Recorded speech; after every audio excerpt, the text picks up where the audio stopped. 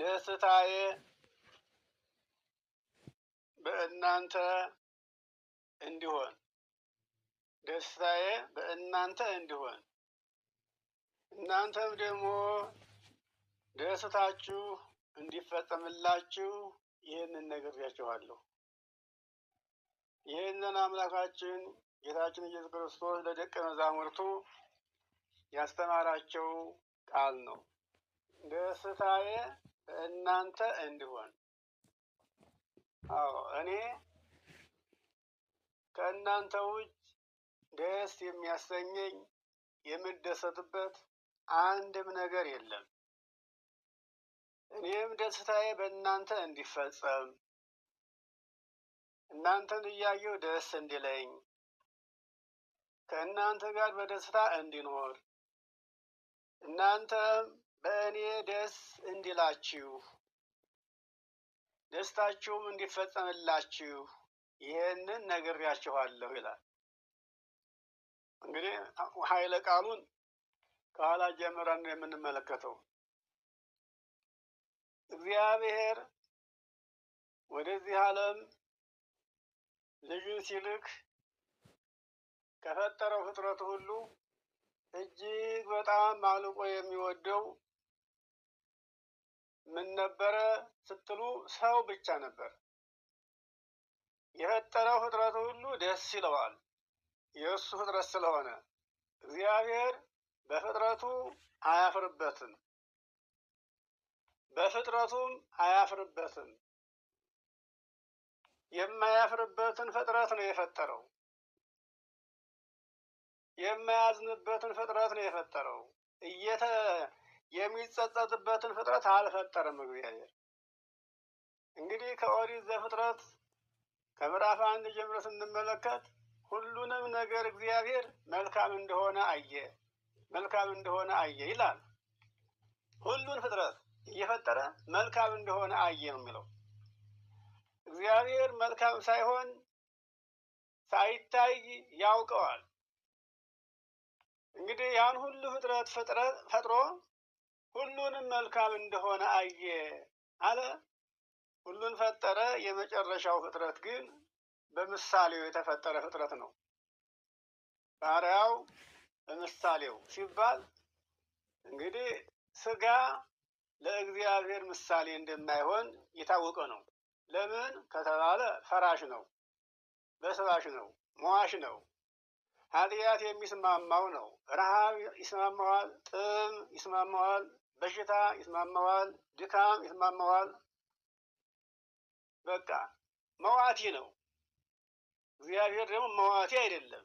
የሚራብም የሚጠማም የሚደክምም የሚታመምም አምላክም አይደለም። ሕያው ነው።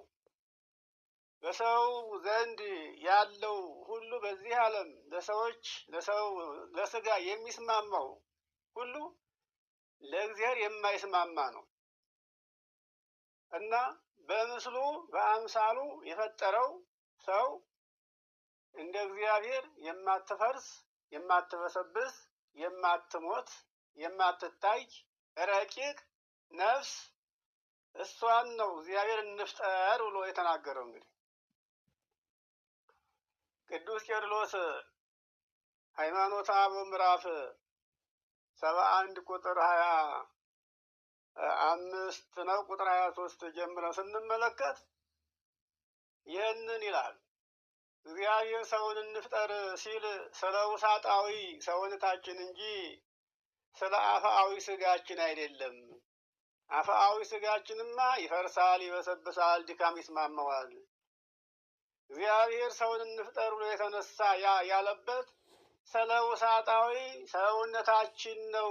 ውሳጣዊ ሰውነታችን አትፈርስም፣ አትበሰብስም፣ ሞትም አይስማማትም። እንደ እግዚአብሔር ለዘላለም የምትኖር ናት። የማትታይና የማትመረመር ስለ እሷ ነው። በምሳሌ የፈጠረው እሷን ነው። እሱ የማይታይና የማይመረመር የማይሞትና የማይሻር ስለሆነ በእሱ አምሳል ነባቢት ነፍስን ፈጠረ እንጂ ይላል ቄርሎስ። እና እንግዲህ ይህንን ነው አሁንም እግዚአብሔር ከፍጥረቱ ሁሉ እጅግ አልጎ የወደው የነበረውን አክብሮም የፈጠረውን ሰውን ለማዳን ፈልጎ አንድ ልጁ ሲልክ የላከው እንግዲህ አንድ ልጁ ሲባል ቀኝ እጁን ነው የላከው፣ ሕሊናውን ነው የላከው። አያችሁ፣ እግዚአብሔር ወልድን የማነ እዴሁ ለአብ ይለዋል፣ የእግዚአብሔር አብ ቀኝ እጁ ይለዋል። ሕሊናሁ ለአብ ይለዋል፣ የእግዚአብሔር አብ ሕሊና ይለዋል። ሕሊና እንግዲህ ማሰቢያ ነው። አሁን ሁላችን አስበን የምንናገረው በምናችን ነው ከተባለ በሕሊናችን ነው። አስቦ የማይናገር ደግሞ ሕሊና የሌለው እንለዋለን ይባላል። እና ደስታዬ በእናንተ እንዲሆን ሁልጊዜ በእናንተ እንዳላዝን፣ በእናንተ ላይ እንዳልጸጸት፣ በእናንተ ላይ እንዳልቆጣ፣ በእናንተ ላይ እንዳይከፋኝ፣ እናንተን አይቼ ደስተኛ ሆኜ እናንተም ከኔ ጋር ደስተኛ ሆናችሁ እንድትኖሩ ይህንን ነግሬያችኋለሁ አለ። የነገራቸውን ነገር እንመልከት። ምን ተነገራቸው? ከቁጥር 1 ጀምረን ያለውን ኃይለ ቃል እንመልከተውማ። እኔ አለ እውነተኛ የወይን ግንድ ነኝ። አያችሁ፣ እውነተኛ የወይን ግንድ ነኝ። እንግዲህ እኔ እውነተኛ የወይን ግንድ ነኝ፣ ገበሬውም ደግሞ ተካዩ አባቴ ነው አለ። ማን? አብ።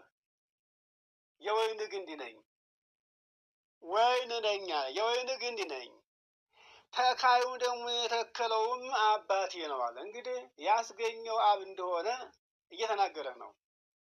እንዴት አስገኘው ሲባል ደግሞ በመናገር በቃልነት ሰውን በምሳሌያችን እንፍጠር ያለ ዕለት ያን ጊዜ ቃል ወጣ ከአብ። አያችሁት? ከዚያ በፊት የነበረውን ዘመን አብ ምን እንደተናገረ አይታወቅም። ምናልባት እግዚአብሔር ተናግሮት ካልሆነ በስተቀር ከዓለም በፊት ዓለም ሳይፈጠር እንዲህ እንዲህ አለ ተብሎ አይነገርም። እስካሁንም አባቶቻችን አልተናገሩም። እስካሁን ስለ እግዚአብሔር እየተነገረ ያለው የሰማ ነው። ወደፊትም የሚነገረው እግዚአብሔር ሰማይንና ምድርን ነው ሰውን በምሳሌያችን እንፍጠር አለ። የመጀመሪያው ቃል ይሄ ነው። እንግዲህ ሰውን በምሳሌያችን እንፍጠር ብሎ ሲናገር ያን ጊዜ ቃል ወጣ። ከማን? ከእግዚአብሔር አብ። ቃል ደግሞ ሲወጣ ብቻውን አይደለም። አያችሁ፣ እስትንፋስም አለ። አሁን ስንናገር እግዚአብሔር መናገር የጀመረው እስካሁንም በመጽሐፍ ቅዱስ እንግዲህ እግዚአብሔር ሰውን በምሳሌያችን እንፍጠር ብሎ የተናገረለት ያን ጊዜ ቃል ወጣ ከአብ። ቃል ደግሞ ከአብ ሲወጣ ብቻውን ሳይሆን የወጣው እስትንፋስም አለ። እንግዲህ ቃል በልጅነት መንፈስ ቅዱስ በእስትንፋስነት እስካሁን ይነገራሉ። ወደፊትም ይኸው ነው የሚቀጥለው። ለዚህ ነው እንግዲህ ታዲያ ሲሆን ሶስቱም አብም ወልድም መንፈስ ቅዱስም ባለ አካል ናቸው። እንደኛ እስትንፋስና እንደኛ ቃል አይደለም። ፍጹም የሆነ አካል አላቸው። ይሄ ሲሆን ግን እስካሁን እንደተማርነው ባህሪያቸው አንድ ነው። አያችሁት? ሶስቱም ሶስት ሲሆን በሶስት ልቦና አያስቡም። ሶስቱም የራሳቸው ሶስት ቃል አይወጣቸውም። የሶስቱም ቃል አንድ ነው፣ ወልድ ነው። የሶስቱም ልብ አንድ ነው፣ አብ ነው። የሶስቱም እስትንፋስ አንድ ነው፣ መንፈስ ቅዱስ ነው። ህሊናቸው አንድ ነው፣ አንድ ነው። በቃ አሁን እኛ የራሳችን ህሊና አለን። ከእናታችን እንኳ ጋር አንገናኝም በህሊና። የራሳችን ነው ይዘን የምንወጣው እንጂ እናታችን በስጋ ተወልደናለች እንጂ ይዘነው የምንወጣው የራሳችን ህሊና የራሳችን ልቡና ነው፣ የራሳችን ቃል ነው። እነሱ ግን እንደዚህ አይደሉም። እና አሁን ጌታችን ምንድን ነው ያለው? ደስታዬ በእናንተ እንዲፈጸም እንዲሆንልኝ፣ እናንተም ደግሞ ደስታችሁ በእኔ ዘንድ እንዲፈጸምላችሁ ይህን ነግሬያችኋለሁ። የትኛውን? አሁን የነገርኳችሁን እውነተኛ የወይን ግንድ እኔ ነኝ፣ ገበሬውም ተካዩ አባቴ ነው አለ። ይህን ካለ በኋላ እንግዲህ ፍሬ የማያፈራውን ይላል። ፍሬ የማያፈራውን በእኔ ላይ ያለውን ቅርንጫፍ ሁሉ ያስወግደዋል። ማን? ተካዩ አብ። እኔ ግንድ ነኝ። በግንድ ላይ ምን አለ? ቅርንጫፍ አለ። ቅርንጫፍ ከሌለ ግንድ ፍሬ አይሰጥም። አያችሁት? ፍሬ ምንጊዜም ቢሆን ፍሬ የሚገኘው ከግንድ ነው። እንግዲህ ከትናንሹ ነገር ጀምረን ሁሉን ነገር አሁን የምንበላው የምንጠጣው ነገር ግንድ ያለው አያችሁ። ያቺ ቅንጣቷ ሰናፍጯ እንኳን ግንድ አላት። ጤፏ ግንድ አላት። ያ እግሯ ለሷ ግንዷ ነው። ያለ እግር ፍሬ አትገኝም። እና ፍሬ የማያፈራውን በእኔ ላይ ያለውን ቅርንጫፍ ሁሉ ፍሬ ካላፈራ ያስወግደዋል። አዎ፣ ምክንያቱም ፍሬ ያፈራል ተብሎ የተተከለ ወይን ፍሬ ካላፈራ ምን ይሆናል? ይገረዛል። አዎ፣ ግርዛት ማለት ያው ተቆርጦ ይጣላል፣ እንደገና እንዲያቆጠቁጥ ማለት ነው። እንግዲህ ፍሬ የማያፈራውንም ሁሉ ደግሞ አብዝቶ እንዲያፈራ ያጠራዋል። ፍሬ ስላላፈራ ይቆረጣል። ያ ቅርንጫፍ ሁሉ ይረግፋል፣ ያረግፈዋል። ምክንያቱም ዝም ብሎ አይመለከቱትም። የሚያፈራበት ጊዜና ሰዓት አለው። በዚያ ሰዓት ፍሬ ካላሳየ ይጨፈጨፋል፣ ይቀረጠፋል፣ ያጠረዋል። እንደገና ሌላ ቅርንጫፍ ይወጣል። ሌላ ቅርንጫፍ ሲወጣ ፍሬ ይዞ ይወጣል።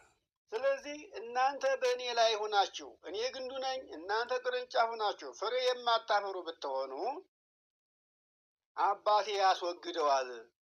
ስለዚህ እናንተ ይሄን ስለነገርኳችሁ ይሄን ቃል ስለነገርኳችሁ አሁን ንጹሐን ናችሁ፣ ንጹሐን ናችሁ። ይሄን ቃል እውነቱን ልመሰክር የመጣሁት ይሄ ነው። ዮሐንስ ወንጌል ምዕራፍ 18 ቁጥር 37 ላይ እውነትን ልመሰክር መጣሁኝ እያለ ለጲላጦስ ነግሮታል። እና እናንተ ግን አሁን ይሄን እውነቱን ስለነገርኳችሁ ንጹሐን ናችሁ አለ። እና በእኔ ኑሩ። ምን እንድትሆኑ? ፍሬ እንድታፈሩ። በእኔ ካልኖራችሁ ፍሬ ልታፈሩ አትችሉ። አያችሁት? አሁን ሁላችን ፍሬ ነን ወይ ፍሬ አለን ወይ ስንል እንዲሁ ዛፍ ብቻ እንጂ ፍሬ የለንም። አያችሁ? ፍሬ ማለት እግዚአብሔር የሚመገበው መሆን አለበት። እግዚአብሔር የሚመገበው ሲባል ደግሞ እግዚአብሔር ይመገባል አይደለም። ንጽህናና ቅድስና፣ እውነት፣ ፍጹም የሆነ ምስጋና፣ ይሄ ለእግዚአብሔር ምግቡ ነው። አያችሁት? እና በእኔ ኑሩ እኔም በእናንተ እኖራለሁ። አሁን በእኔ ኑሩ፣ ፍሬ እንዲታፈሩ፣ ፍሬ እንዲኖራችሁ እግዚአብሔር የሚቀበለው እናንተም የምትመሰገኑበት፣ ክብር የምታገኙበት፣ ሰላምን የምታገኙበት፣ በረከትን የምታገኙበት፣ እግዚአብሔር እናንተን ለመጎብኘት ወደ እናንተ ሊመጣ እና ወደ እናንተ መምጣት እንዲችል ምክንያት የሚሆነው ፍሬ ይኖራችሁ። ምን? እርስ በርሳችሁ በመተማመን፣ በመከባበር፣ በመፈቃቀር፣ ልባችሁ የዋህ በማድረግ ልባችሁን የሰው ነገር ሳትመኙ፣ የሰው ነገር አትመኝ፣ የባልንጀራ የሆነውን ነገር አትመኝ ያለውን ቃል ጠብቃችሁ እግዚአብሔር በሰጣችሁ ብቻ ለመኖር አስባችሁ እንድትኖሩ። ስለዚህ ቅርንጫፍ በወይኑ ግንድ ባይኖር ግን ከራሱ ፍሬ ሊያፈራ አይችልም። እያችሁት? እንግዲህ እናንተ ቅርንጫፎች ከኔ ከግንዱ ላይ ከወይኑ ግንድ ላይ ባትኖሩ በፍጹም በራሳችሁ ጊዜ ፍሬ ልታፈሩ አትችሉ። ቅርንጫፍ ከግንዱ ከተለየ ፍሬ የለውም። ቅርንጫፉ ደግሞ ከረገፈ ግንዱ ሊያፈራ አይችልም። ግንድ የቅርንጫፎች ማስገኛ ነው እንጂ ፍሬ አይሰጥም። ለቅርንጫፎቹ ግን ምን ይሰጣል? እርጥበትን ይሰጣል። እሱ ከመሬት ውሃን ይስባል። እነሱ ከግንዱ እርጥበትን ይስባሉ።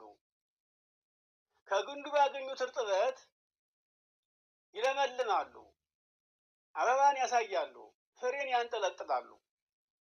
አያችሁ፣ ይሄ ነው። እናንተ እንደዚህ ናችሁ። እግዚአብሔር ዘንድ ጥሩ መዓዛ ያለው በጎ ምግባር ሰርታችሁ የምትታዩት ከኔ ጋር ስትሆኑ ነው። ከኔ ጋር ስትሆኑ ስራችሁ የቀና ይሆናል፣ ሀሳባችሁ የቀና ይሆናል። ይህን ዓለም አትመለከቱም፣ ይህን ዓለም አትወዱትም። አዎ፣ ይህ ዓለም ዓለማችሁ እንዳልሆነ፣ ሀገራችሁ እንዳልሆነ፣ ሀገራችሁ ሌላ ነው። ዛሬ የማታዩት፣ ዛሬ ያላችሁት በሚያልፍ ሀገር ነው፣ በሚያልፍ ዓለም ነው ያላችሁት። እናንተ የማያልፍ ዓለም አላችሁ። ከኔ ጋር ስትሆኑ የማያልፍ ዓለም እንዳላችሁ ታውቃላችሁ እያለ ነው። እና ስለዚህ በእኔ የማትኖሩ በእኔ ባትኖሩ ግን አሁን ያልኳችሁን ሁሉ ለማድረግ አይቻላችሁም። እኔ የወይን ግንድ ነኝ፣ እናንተ ቅርንጫፎች ናችሁ። ያለ እኔ ምንም ነገር ልታደርጉ አይቻላችሁምና ያለ እኔ። አያችሁት? ይህን ነው እኮ አሁን ያለ እግዚአብሔር አጋዥነት ሁሉን ነገር ማድረግ የሚቻለን እየመሰለን እንደክማለን። አይሄድም፣ አለማስተዋል ነው። አዎ፣ ያለ እግዚአብሔር እንስራ ብንል የምንሰራው ስራ አለ። እግዚአብሔር ሳያስፈልገን የምንሰራው ስራ ቢኖር ኃጢአት ነው። ኃጢአትን ብትሆን ባለቤት አላት። እስቲ እናንተን ባለጸጋ ናችሁ ልበላችሁ። ባለጸጋ ሆናችሁ ሰራተኛ ብትቀጥሩ ያ ሰራተኛ እኮ እናንተ ቦታው ላይ ተገኝታችሁ ወንበር ላይ ተቀምጣችሁ እየተቆጣጠራችሁ ነው የምታሰሩት። ባለቤት ከሌለ ሰራተኛም ስራውን አይሰራም። አያችሁ፣ ምንደኛ ስለሆነ። ስለዚህ ስራው እንዳይበላሽ ባለጸጋው ሰራተኛውን ቀጥሮ እሱ ከፍ ካለ ቦታ ላይ ተቀምጦ ይመለከተዋል። ምን እያደረገ ነው? እያሰራ ነው።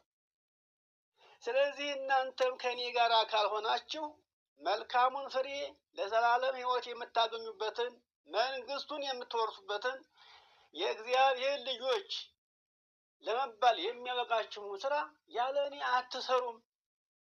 ከኔ ጋር ስትሆኑ ግን አሰራችኋለሁ፣ እኔ እመራችኋለሁ። ልቡናችሁን መልካም ነገር እንዲያስብ አድርገዋለሁ። እግዚአብሔር ከኛ ጋር ከሆነ መልካም ነገር አናስብም። የምናስበው ስጋዊ ነገር ነው፣ ከንቱ ኃላፊ ነገር የምናስበው። ስለዚህ ከንቱ ነገር እንዳታስቡ እጠብቃችኋለሁ።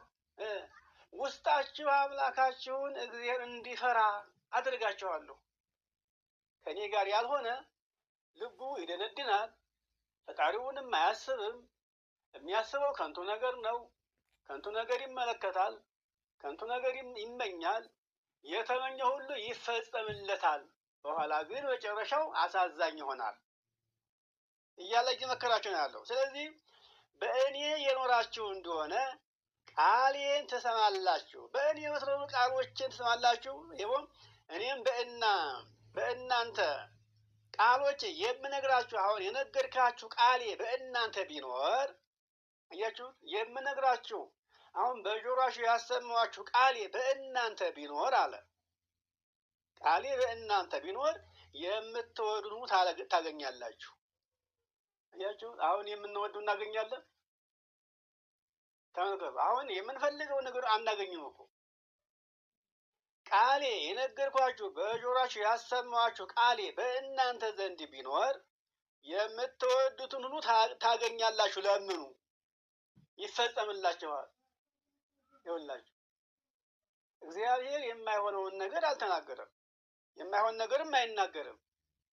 አሁን የስንቶቻችን ጽመው እስቲ እንደ ሁላችን ፍላጎታችን ተፈጽሟል ወይ? ህልማችን ተፈቷል ወይ? ችግራችን ተቀርፏል ወይ? ሐዘናችን ከኛ ተወግዷል ወይ? ብንል እንግዲህ በጌታችን በወይን ግንዱ ላይ እንደሌለን የሚያሳየው ህልማችን አለመፈታቱ። አያችሁ፣ ሀሳባችን አለመሟላቱ የሚያሳየን በእሱ ላይ እንደሌለን ነው። እሱ ተናግሯል እዚህ በእኔ ብትኖሩ። አያችሁ፣ በእኔ የኖራችሁ እንደሆነ የምትለምኑት ሁሉ ይፈጸምላችኋል። ከዚያም ብዙ ፍሬ ታፈራላችሁ። እንግዲህ ብዙ ፍሬ ብታፈሩ ደቀ መዛሙርቶቼ ብትሆኑ በዚህ ደግሞ ምን ይሆናል? አባቴ ይከበራል። አያችሁ፣ እኔም በእናንተ እመሰገናለሁ። ሂድ፣ ውረድ፣ ተወለድ፣ ተሰቀል፣ ሙት ተብዬ መጣሁ። እኔም አባቴ እንዳዘዘኝ ወደ እናንተ መጣሁ። የተሰጠኝ ስራ ሁሉ ፈጸምኩኝ። ቀራንዮም ወጣሁ፣ ተሰቀልኩ፣ ሞትኩ፣ ተነሳሁ። እንግዲህ ከእኔ የሰማችሁትን ቃል ሁሉ ሰምታችሁ እናንተ ብትፈጽሙት በዚህ አባቴ ይከበራል፣ እኔም በእናንተ እመሰገናለሁ። አያችሁት? አንድ ኃላፊ ኃላፊነት ተሰጥቶት ከሱ በታች ያሉት አገልጋዮች፣ ሰራተኞች ሁሉም በስራቸው ቀና ሆነው የተሰጣቸውን ኃላፊነት የተሰጣቸውን የስራ ድርሻ በትክክል ተወጥተው ቢገኙ ስራውን በትክክል ተቆጣጥሮ እንዳሰራ ይመሰገናል፣ ይሸለማል። አያችሁ፣ እያንዳንዱ ሰራተኛ ስራው ዝርክርክ ከሆነ ግን ስራው የተዝረከረከ ከሆነ ኃላፊ ባይኖራቸው ነው እንጂ ተቆጣጣሪው ባይቆጣጠራቸው ነው እንጂ ይቆጣጠራቸውማ ኑሮ ሰራተኛማ ሰራተኛ ነው፣ ምንደኛ ናቸው፣ እነሱ ምን ያርጉ፣ ቁሙ ባይመለከታቸው ነው እንጂ ተብሎ ወቀሳው በሰራተኞቹ ላይ ሳይሆን ኃላፊነትን በተቀበሉ ላይ ነው የሚሆነው። ተመልከቱ እንግዲህ። ስለዚህ ብዙ ፍሬ ብታፈሩና ደቀ መዛሙርቴ ብትሆኑ በዚህ አባቴ ይከበራል፣ እኔም በእናንተ ምክንያት እመሰገናለሁ አለ። ስለዚህ አብ እንደወደደኝ ሁሉ እኔም ደግሞ እንደዚሁ እናንተን ወደድኳቸው። አባቴ እኔን በወደደበት መጠን ተመልከቱ፣ አባቴ እኔን በወደደበት ልክ በዮሐንስ ወንጌል ምዕራፍ 17 ላይ ይነግረዋል። አዎ አባቴ እኔን በወደደበት ልክ እኔም እናንተን እንደዚሁ ወደድኳችሁ። ወደድኳችሁ። ስለዚህ በፍቅሬ ኑሩ። እንደምወዳችሁ እናንተ ምንም ሳታረጉልኝ እንዳከበርኳችሁ፣ ፍቅሬን እንደሰጠኋችሁ፣ ራሴን እንደሰዋሁላችሁ፣ ራሴን ለእናንተ መስዋዕት አድርጌ እንደሰጠሁላችሁ ሳትወዱኝ እንደወደድኳችሁ እናንተ እርስ በርሳችሁ በፍቅር ኑሩ። እኔን እኮ ውደዱኝ እኮ አላለም እኮ። አሁን ሲናገር ውደዱኝ ሳይሆን ቃሌን ስሙ። እርስ በርሳችሁ ግን ምን ይኖራችሁ? ፍቅር፣ መከባበር፣ መተሳሰብ፣ መተዛዘን ይኖራችሁ። ተመልከቱ፣ ይሄን ነው እኮ የሰጠን እኮ። እኔን አክብሩኝ አላለም። እናንተ ተከባበሩ። እናንተ ስትዋደዱ ስትፋቀሩ በዚህ አባቴ ደስ ይለዋል። ከእናንተ የሚፈለገው እናንተ እርስ በርሳችሁ መተሳሰብና መፈቃቀር፣ መቻቻል፣ መተዛዘን እንዲኖራችሁ ነው። ውስጣችሁ እንዳይረክስ ነው። ልቡናችሁ በከንቱ ነገር እንዳይታለል፣ ስጋችሁ ኃጢአት ላይ እንዳይወድቅ፣ እንዳትረክሱ ይህን ይፈልጋል እግዚአብሔር። ዙፋን ናችሁና፣ ዙፋን ስለሆናችሁ። ስለዚህ እኔም ደግሞ እንዲሁ አባቴ እኔን እንደወደደ ሁሉ እናንተንም ወደድኳችሁ። ስለዚህ በፍቅሬ ኑሩ። እኔ የአባቴን ትእዛዝ እንደጠበቅኩ ይላል። እኔ የአባቴን ቃል እንደሰማሁ፣ ቃሉን እንዳከበርኩኝ፣ በትእዛዙ ጸንቼ እንዳለሁኝ እናንተም ቃሌን ሰምታችሁ ትእዛዜን ጠበቃችሁ በፍቅሬ ኑሩ። አዎ የአባቴን ትእዛዝ ጠበቅኩኝ፣ በፍቅሩም ኖርኩኝ። አዎ በፍቅሩም እንደምኖር እናንተም እንደዚሁ ትእዛዜን ብትጠብቁ በፍቅሬ ብትኖሩ ምን ሆናለሁ? ደስታዬ በእናንተ ይሆናል፣ ይፈጸማል። እናንተ ደስ ይለኛል፣ ቃሌን ሰምታችሁ ተቀብላችሁ አክብራችሁታልና። እናንተ ስላከበራችሁት እናንተን አይቶ ሌላውም ደግሞ እንደናንተ ለመሆን ይፈልጋል። አያችሁ፣ ሰው መቼም ጎረቤቱን አይቶ ነው የሚኖረው። ጎረቤቱ አመፀኛ ከሆነ፣ ሌባም ከሆነ፣ ነገረኛም ከሆነ፣ ተንኮለኛም ከሆነ ጎረቤቱን አይቶ ነው የሚኖረው። ጎረቤቱ ደግሞ እንዲሁ አምላኩን ይፈራ፣ አምልኮቱ የጸና የታመነ ሰው እንደሆነ እግዚአብሔር በደግነቱ ሲባርከው እያየ ያን ሰው አይቶ እንደዛ ሰው ደግ ሆኖ ከእግዚአብሔር መልካምነትን ሊያገኝ ይፈልጋል። ለሰው አራያ መሆን ማለት ይሄ ነው። ሰው ለራሱ ደግ ሲሆን ራሱን ይቀድሳል፣ ራሱን ከመከራ ይጠብቃል፣ ያድናል። እግዚአብሔር መልካም ነገርን ያገኛል፣ ለጎረቤቱም አራያና ምሳሌ ይሆናል። ይህንን ነው ለወንድሞቻችሁ ለጎረቤቶቻችሁ አርአያና ምሳሌ ሆኗቸው። በምን? በታማኝነት፣ በፍቅር፣ በንጽህናና በቅድስና፣ በመልካም ስራ፣ በበጎ ሕሊና ምሳሌ ሆኗቸው። ለሰዎች ሁሉ በክፉ ስራ ምሳሌ አትሁኑ፣ ለሰዎች እንቅፋትም አትሁኑ። ሰዎች ከማያውቁት መከራ እንዲመለሱ ወደማያውቁት ወደ እግዚአብሔር፣ ሰዎች ከሚያውቁት ዓለም ከኃጢአቱ ከለመዱት ከከንቱ ነገር ወደማያውቁት ወደ እግዚአብሔር እንዲመለሱ እናንተ በበጎ ሕሊና አርአያና ምሳሌ ሆኗቸው አለና፣ ይሄ ሲሆን ደስታዬ በእናንተ ይፈጸማል፣ እናንተም ደግሞ በእኔ ደስታችሁ ይፈጸምላችኋል። ይሄ እንዲሆን ይሄን ነግሬያችኋለሁኝ። አያችሁት? አሁን ይሄ ቃል ለእኛ ተነገረን፣ ግን የምናስተውልበት ልቦና አለን ወይ? አያችሁት? ችግራችን ይሄ ነው። ይሄንን የምናስተውልበት ልቡና፣ ይሄን ሰምተን እግዚአብሔር በሚያዘውና በሚፈቅደው ልክ ሰው ሁነን ለመገኘት የሚያስተውል ልቡና አለ ወይ ስንል የለም። የሚያሳዝነው ነገር በምዕመናን ሳይሆን በሐዋርያት እግር ተተክተው ሐዋርያትን መስለው ለምዕመናን አርአያና ምሳሌ ይሆናል ተብለው የታሰቡት አዕይንተ እግዚአብሔር፣ እግዚአብሔር ወዳጆቹን ምዕመናንን የሚመለከትባቸው የሚመረምርባቸው፣ ምን ሰርተሃል፣ ምን ላይ ወድቀሃል ብለው ውጫዊ አካላቸውን ብቻ ሳይቀር ውሳጣዊ አካላቸውን ሁሉ የምዕመናን አካላት የሚመረምሩ የካህናት ኃይል ናቸው። እንግዲህ ምን ሰርተሃል ተብሎ ሲጠይቀው ውስጡን እየመረመረው ነው።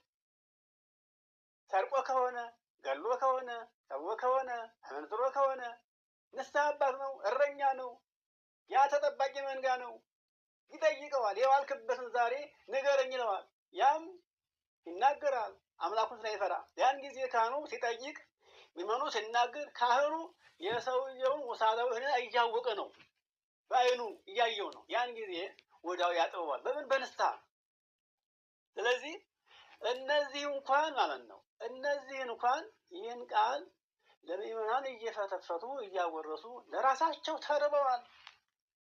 ለምዕመናን እንደ ወይን እያጠጡ ለራሳቸው ተጠምተዋል። እነማን? ካህናቱ። ይገርማል። በጣም የሚያሳዝነው ይሄ ነው። አሁን ምክንያቱም ይህን ያልኳችሁ ብዙ ችግር እየተፈጠረ ሰው እያዘነ ያለው በእነማን ነው ይባል? በምዕመናን አይደለም፣ በመንጋዎቹ አይደለም፣ በእረኞቹ። እረኞቹ አሳዛኞቹ ነዋል። ይኸውላችሁ ለምን? ማስተዋልን ረስተዋል፣ ዘንግተዋል፣ ከማስተዋል ወጥተዋል። ማንን መስለዋል? ይህን ዓለም መስለዋል። ይህን ዓለም መስለናል ነው። ይህን ዓለም መሰልን። ሐዋርያት ይህን ዓለም አልመሰሉም። ይሄንን አላስረከቡንም። ያስረከቡን ነገር ቢኖር እኛ ክርስቶስን በግብር እንደመሰልነው ሁሉ እናንተም ክርስቶስን በግብር ለመምሰል እኛን ምሰሉ። ይህን ዓለም አትውደዱ። ዓለማችሁ እናንተ እግዚአብሔር እንጂ ይህ ዓለም አይደለም። ለካህናት እኮ እግዚአብሔር ሙሴን በሙሴ አማካይነት እስራኤልን ከግብፅ ምድር አውጥቶ ምድረ ርስትን ሲያወርሳቸው ለሌዋውያን ለካህናት ርስት እንዳታካፍል ነው ያለው። ይገርማቸዋል። በኦሪት ዘኍልቍ ምዕራፍ 18ንም ምዕራፍ 19ንም ስታዩት ከኦሪት ዘጸአትም ጀምሮ ስንመለከት ለእስራኤል ለካህናቱ ርስት ምድር አታካፍላቸው፣ እንዳታካፍል ለእነሱ ርስታቸው ጉልታቸው እኔ ነኝ። ግን ምድረ ርስትን የተካፈሉት ሕዝበ እስራኤል ከ10 አንድ አስራቴን በኩራቴን ያምጡ፣ ይህን እንዳያስቀሩ። እነሱ አስራቴን በኩራቴን ጠንቅቀው ያምጡ። ካህናት ግን ከነሱ የመጣውን አስራት በኩራት እየተቀበሉ የኔን እንጀራ እየበሉ እኔን ያገለግላሉ እንጂ ርስት እንዳይካፈሉ ብሏል። ይኸውላችሁ ይሄ እንግዲህ ርስታችን ማን ነበረ? አሁንም የኛ ርስታችን እግዚአብሔር ነው እንጂ በዚህ ምድር ላይ ርስት ጉልት እንዲካፈለን ንብረት እንድናካብት አይፈቀድም። አያችሁ፣ እግዚአብሔር ደግሞ የምነሳ እነዚያ ባለ አደራዎች ይህን ዓለም ወደን ማለት ነው። ባለ አደራዎች ይህን ዓለም ወደን ቦታ ፈለግን፣ መሬት ፈለግን፣ ገንዘብ ፈለግን፣ ስልጣን ፈለግን፣ ለሕዝብ የሚገባውን ነገር ለእኛ እንዲሆን አሰብን። እግዚአብሔር ደግሞ ይህን ከፈለጋችሁማ አለና ደግሞ እውነት ነገር ማሰብ እንቸግረን ማሰቢያችን ደግሞ ከኛ አነሳው መሰለኝ። ይሆናል እንግዲህ ለምእመናን እንዲህ እየተፈተፈተ ወይኑ እንዲህ እየተጠመቀ ይቄቂ ለርሱ ይዘግብ ለባዕድ፣ ራሱን እያስራበ ራሱን እያስጠማ ለባዕድ የተበሰበ የተባለ አለ። ያ እንግዲህ ገንዘብ እየሰበሰበ ለራሱ አይበላ፣ ለራሱ አይጠጣ፣ ለራሱ አይለብስ፣ ለግን ለማንም ይበትነዋል። እኛ የተሰጠን ይህን ቃል ለራሳችን እየተጠቀምን በዚህ ቃል እየኖርን እንደው ከኛ የተረፈውን ፍርፋሪ ነበር ለእናንተ መስጠት የሚገባው። አሁን ዋናው ለእናንተ፣ እኛ ግን ወደ ፍርፋሪው እንኳን አልደረስንም ይመስለኛል። ይኸውላችሁ የተሰጠው ቃል ይሄ ነበረ። ይሄንን ባለማድረጋችን ምክንያት ምን መጣ? ችግር መጣ። እግዚአብሔር ሁሉን ነሳን፣ ሰላሙን ነሳን፣ በረከቱንም ነሳን፣ ጤናውንም ነሳን፣ እድሜውንም ነሳን፣ ፍቅሩንም ነሳን። ሁላችንም ተያይዘን ምን ሆን? ገደል ወደ ጨለማው ዓለም ገባን። አይ እንግዲህ ይሄ ምን ይባላል? ሙት ይዞ ይሞታል የተባለው እንኳንስ ሰውን ለማዳን ይቅርና ራሱ እንኳን ማዳን ተስኖት ያው እንግዲህ አንድ ሰው ሲወድቅ ብቻውን አይወድቅም። አያችሁ፣ የማይወድቀውን ሰው ሊወድቅ ሲል ይይዘዋል። ሊወድቅ ሲል የማይወድቀውን ሰው ሲይዘው ያንም ይዞት ይሞታል። ገደል ላይ ቢሆን ውሃ ላይ ቢሆን ሊወድቅ ሲል ደንግጦ የሚይዘው ሲያጣ ሰውየውን ሲይዘው ያም አብሮ ይወድቃል። ያያችሁ፣ ሙት ይዞ ይሞታል የተባለበት ይሄ ነው። እና ይሄንን እና ደስታዬ በእናንተ ዘንድ እንዲፈጸም እናንተን አይቼ ስራችሁን አይቼ ግብራችሁን አይቼ በእናንተ ደስ እንዲለኝ እናንተም ደግሞ በእኔ ዋጋችሁን ስታገኙ ስትባረኩ በፍቅር ስመለከታችሁ ሰላማችሁን ስመልስላችሁ ጤናችሁን ስመልስላችሁ እድሜያችሁን ስቀጥልላችሁ ቤታችሁ ሲባረክ በልጆቻችሁ ወልዳችሁ ስትስሙ በልጆቻችሁ ይራችሁ ሁላችሁ ደስ ስትስተኙ ያን ጊዜ ደስ ይላችኋል። ይህን ሁሉም ማድረግላችሁ እኔ ነኝ። እናንተ በእኔ ካልሆናችሁ ግን ሰርታችሁ በድካማችሁ ጋር ደስ አይላችሁ፣ ሀሳባችሁ አይፈጸም። ወልዳችሁ ማሳደግ አትችሉ። ወልዳችሁ አሳድጋችሁ አስተምራችሁ ድራችሁ ሁላችሁ ማየት አትችሉ። በቃ ከእናንተ ይልቅ ከአምላካችሁ የወጣ ሁሉ በዚህ ምክንያት የሚያሳዝን ይሆንባችኋል። ልብ የሚያቆስል ገንዘብ ብቻ የሚያጠፋ ድካማችሁን ጉልበት የሚጨርስ ልጅ ይሆንና ኋላ ደግሞ እሱ ከፍ ሲል ጭራሽ እሱ ፈታኝ ይሆንባችኋል። ያ የሚሆንባችሁ በእኔ ስለማትኖሩ ነው። እንግዲህ ፍሬያችሁ በእኔ ላይ ያለ መልካም ዘርን ይተካል፣ መልካም ስራን ያሳያል፣ ለሰው ሁሉ አርአያና ምሳሌ ይሆናል።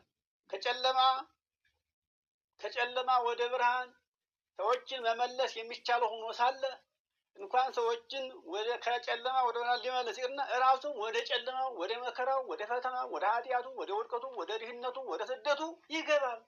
ይኸውላችሁ አሁን በዚህ ዓለም በዚህ ዘመን ማንም ደስተኛ የለም። ይገርማችኋል። ሁሉም በየቤቱ በጭንቀት ተውጧል፣ በሀዘን ተውጧል፣ አንገቱን ደፍቷል። አያችሁት? ሰው በገዛ ስራው እንዲህ ያዝናል።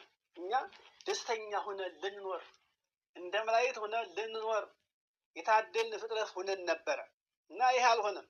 ቀጥሎ እንግዲህ ይላል እኔ እንደወደድኳችሁ ቁጥር 12 ላይ እኔ እስካሁን የነገርኳችሁ ከቁጥር 1 እስከ 11 ያለውን ቃል ነው። እስካሁን የነገርኳችሁ የትምህርታችንን መነሻ ቁጥር 11 ላይ ነው የተነሳ ነው። ምዕራፍ 15 ቁጥር 11 ላይ ነው የተነሳ ነው። ከቁጥር 1 እስከ 11 ያለውን እስካሁን ያልኳችሁ ነው። ቁጥር 12 ላይ ያለው ኃይለ ቃል ደግሞ እንግዲህ አለ እኔ እንደወደድኳችሁ እናንተ እርስ በርሳችሁ እንድትዋደዱ ትእዛዜ ይህች ናት። ትእዛዜ ይህች ናት። ከዚህ ውጭ ለእናንተ የማዛችሁ ትእዛዝ የለም። እርስ በርሳችሁ ተዋደዱ። በሰው ላይ ክፉ ነገር አታስቡ። ሰው የሚወድቅበትን ክፉ ወጥመድ አታጥምዱ። የሰውን ድቀት አትመኙለት። ሰው ሲያጣ፣ ሰው ግፍ ላይ ወድቆ ግፍ ሲፈጸምበት፣ መከራ ላይ ሲወድቅ አትዘኑ። ማን ነው ደስ አይበላችሁ፣ እዘኑለት። አዎ የሰው መውደቅ፣ የሰው መራብ፣ የሰው መጠማት፣ የሰው መሰደድ፣ ችግር ላይ ሲወድቅ ደስ አትሰኙ። ችግሩ ያሳዝናችሁ፣ ነገም ለእናንተ እንዳይመጣባችሁ ነግ ለእኔ ብላችሁ አስቡ ይላል እና እኔ እንግዲህ ነፍሱን ስለ ወዳጆቹ አሳልፎ ለመስጠት ነፍሱን ስለ ወዳጆቹ አሳልፎ ለሞት ከመስጠት የበለጠ ፍቅር የለም። እኔ ለእናንተ ነፍሴን አሳልፌ ለሞት ሰጥቻለሁ። አያችሁ፣ ለሞት ሰጠሁኝ። ከእናንተ ምንም ውለታ ሳይኖረኝ እኮ ነው። በአንድም ስራችሁ ደስ አታሰኙኝ። ይልቁንም እኮ ያሰራችሁኝ እናንተ፣ የገፋችሁኝ እናንተ፣ የሰቀላችሁኝ እናንተ፣ የገረፋችሁኝ እናንተ። ይኸውላችሁ እኔ ለእናንተ ሕይወት ሁኜ በመጣ እናንተ ግን አምርራችሁ ጠላችሁኝ። ግን እየጠላችሁኝም ደግሞ አልተመለስኩኝም። የአባቴን ትእዛዝ ፈጸምኩኝ። ሂድ ውረድ፣ ተወለድና ሙትና ተሰቀል ስላለኝ እንግዲህ ባህሪያችሁን ባህሪ አረኩላችሁ፣ ባህሪዬን ሰጠኋችሁ፣ ባህሪ አድርጋችሁት። እናንተ ከሆን በኋላ የእናንተ አይደላችሁም፣ የኔ ባህሪ ናችሁ። አዎ እያችሁት እንግዲህ ባህሪውን ሰጠን፣ ባህሪ ያደረግነው። ባህሪያችን ተቀበለ፣ ባህሪ ያደረገው ምን ሆነ? አምላክነቱን ሳይተው መለኮትነቱን ሳይለውጥ ሳይቀይር ሰው ሆነ። ሰውና አምላክ ሆነ። ሰውም ሰውነቱን ሳይለውጥ ሰውነቱን ሳይጥል ሰው እንደሆነ አምላክ ሆነ። ይኸውላችሁ እንግዲህ ይሄ የረቀቀ ነገር ነው። አያችሁ፣ ይሄ ረቀቅ ያለ ብዙ ጊዜ ብለነዋል። ወደፊትም እንግዲህ እንትናችን ይኸው ከተስተካከለ እንዲህ የቀና ከሆነ ህዝባችን ደግሞ ሲመጣ በስፋት እንማረዋለን። ይሄንን ያገኘ ነው። ይሄን ከምን እንዳገኘው እንኳን አናስብም። ይገርማቸዋል። አሁን መለኮት የእኛን ባህሪ እንዳደርግልን እኛም መለኮትን ባህሪያችን አድርገን አምላክ እንድንሆን ለዘላለም በአብ እሪና ማለት እሪና ቀኝ ነው። ቀኝ ጎን ማለት ነው። እሪና ቀኝ ጎን ነው። በአብ እሪና በአብ ቀኝ ጎን ተቀምጠን አብን ሁልጊዜ እንድንለምነው ያደረገን እግዚአብሔር አብ ሰውን ስለወደደው ሁልጊዜ ከኔ ጋር ሆኖ እየለመነ እየጸለየ እንዲኖር ብሎ ባህሩ ይላክልን። እንግዲህ ያ ቀኝ እጄ የመጣው ከአባቱ ጎን ሳይለይ እጁ ብቻ መጣ። ከአባቱ ህሊና ሳይወጣ ህሊና ብቻ መጣ። ያ ቃል መጣ፣ በድንግል ማርያም አደረ። እንግዲህ ያገኘነውን ክብርና ልጅነት አስቡት። አሁን ታዲያ እስቲ ያስቡት። እንደው እናንተ ራሳችሁ ፍረዱ እስቲ። ሀገር የሌለው ሰው በሰው ሀገር የሚኖር ሰው ምን ይመስላል? ሀገር ያለው ሰው ምንም ሀብት አይኖረው፣ ምንም ገንዘብ አይኖረው። ሀገሩ ስለሆነ በሀገሩ ሊበላም ባይጠጣም መንገድ ላይ ወድቆ ይውላል ያድራል። መንገደኛ ካዘነለት የሚጥለት ካለ ይሰጠዋል። ከሌለው ግን መንገድ ላይ ወድቀሃል ተብሎ ተነስ እዚህ ጠፋ አይባል። ለምን? የሀገር ሰው ነዋ። አገሩ ነች። አገር የጋራ ስለሆነች አያችሁት? ሀገር የጋራ ነች። ሀብት አይኖረው እንጂ ድሃ ይሁን እንጂ መቼም ድሃ ነህና እዚህ ሀገር ጠፋ አይባልም። በሰው ሀገር ግን ሂዶ መውደድ ይቻላል?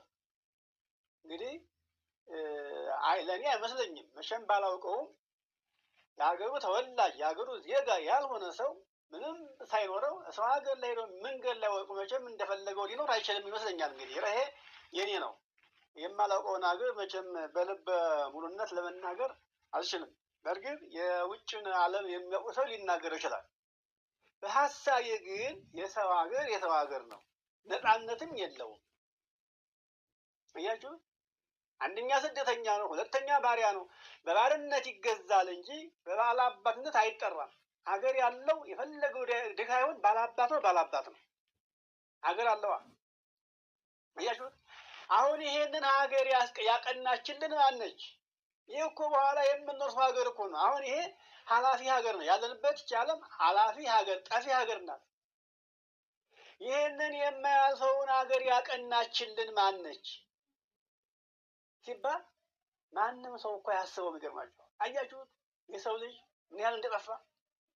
የማያልፍ ሀገር ያቀናችልን በማህፀኗ አሳድራ ስጋውን ደሙን እንድንበላ እንድንጠጣ ያደረገችን ምክንያቷ እኮ ያን ሀገር ያቀናችልን እኮ ድንግል ማርያም እኮ ናት። እናት አባት ያላቀኑትን ሀገር ልጅ እኮ አያገኘውም። አያችሁት? እናት አባት ያላቆዩትን ጥሪት ልጅ እኮ አያገኘውም። ልጅ ሊወልድ ያሰበ ሰው ልጅ እወልዳለሁ ብሎ ካሰበ ለሀገሩ ማነው ለልጁ ጥሪት ማቆየት አለበት፣ ርስት ማቆየት አለበት። ባለ ቦታ ካልሆነ፣ ባለ ርስት ካልሆነ፣ ባለ አባት ካልሆነ እሱ ስደተኛ፣ ልጁ ስደተኛ፣ እሱ ባሪያ፣ ልጁ ባሪያ ይወላችሁ።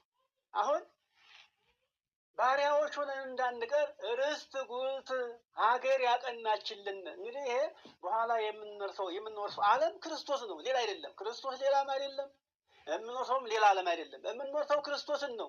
አስቡት እንግዲህ የምንሄድበትን ዓለም ያቀናችልን ድንግል ማርያም ነች። ይህንን ሰው አያስበውም። ይገርማቸዋል። ሰው ይህን ያህል የዘነጋ ነው። እና ይህን ላደረገችልን እናት ክብር ምስጋና ሲያንሳት ነው። አባቶቻችን ቋንቋ አተውላት ነው። በምንና በምን እንመስልሻለን አሉ። የሚናገሩት ቋንቋ ጠፍቶ ነው እንጂ በእውነት ቋንቋ የሚገኝ ቢሆን ኑሮ እስካሁን ከምትመሰገነው ምስጋና በላይ ምስጋና ቢቸርላት እሷ የምትገለጥበት ቃል ቢገኝ እንጃ ያ ራሱ አይገልጣትም። እስቲ ያስቡት። የማይታይን የማይመረምርን አምላክ ይህች ዓለም ሰፊ ናት። ከሰማይ እስከ ምድር፣ ከምድር በታች ያለው ጥልቀት፣ ከሰማይ በላይ ያለው ዓለም፣ ይህን ሁሉ ዓለም በመሀል እጁ የያዘውን አምላክ በማህፀኗ ስታስተናግድ፣ ስታሳድግ የሰው ልጆችን ሕይወት ስታስገኝ ምስጋና የሚቸላት ነበረች። ሰው ግን አልታደለም። ያልታደለ ይኸው እንግዲህ ሕይወቱን ይጠላል። እና አሁንም ቢሆን እኛም ባለንበትና በጊዜያችን በሰዓታችን ይሄንን ማሰብ የምንችለው አሁን ላይ ነው። ይሄንን አሁን የማናስበው ከሆነ በኋላ አይታሰብልንም። በኋላ የምንሰራው ነገር አይኖርም። እውነተኛ ልጆች ሆነን ለመገኘትና እንድንባረክ ከተፈለገ ሰዓቱና ጊዜው አሁን ላይ ነው እና እግዚአብሔር በሰጠን እድሜ በዚች እድሜያችን ላይ በጎ ስራ ለመስራት እውነተኛ ሰው ሆኖ ለመገኘት ልባችን ቅን ትሁት ሆኖ ለመገኘት አሁን ያሰብን እንደሆነ ሀሳባችን ይፈጸማል፣ ህልማችን ይፈታል፣ ችግራችን ይቀረፋል፣ ዘራችን ይባረካል፣ ረጅም ዘመን መኖር ይቻላል። አያችሁት?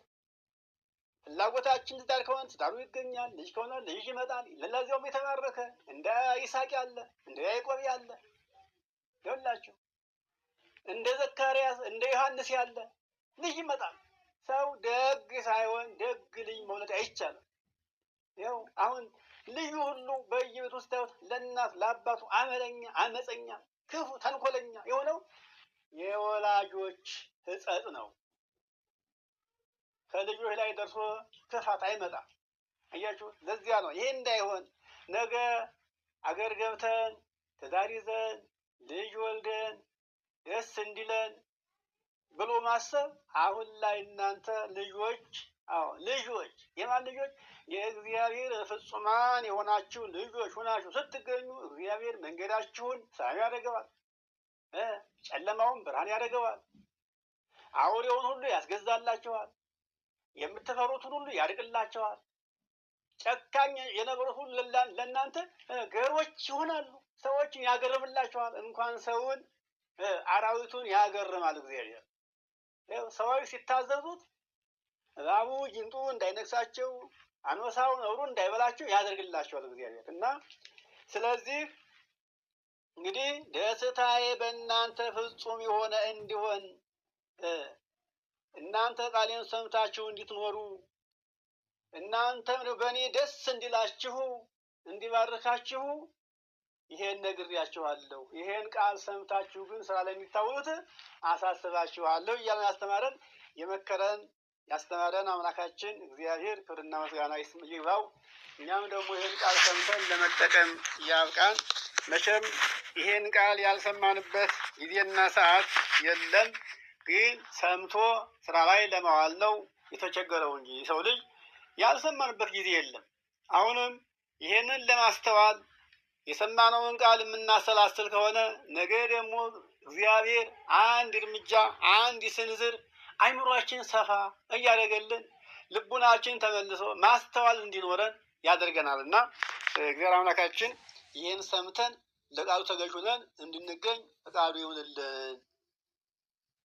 ሰምቶ ለመጠቀም ያብቃን። ወስብሐት ለእግዚአብሔር። ይቆየን።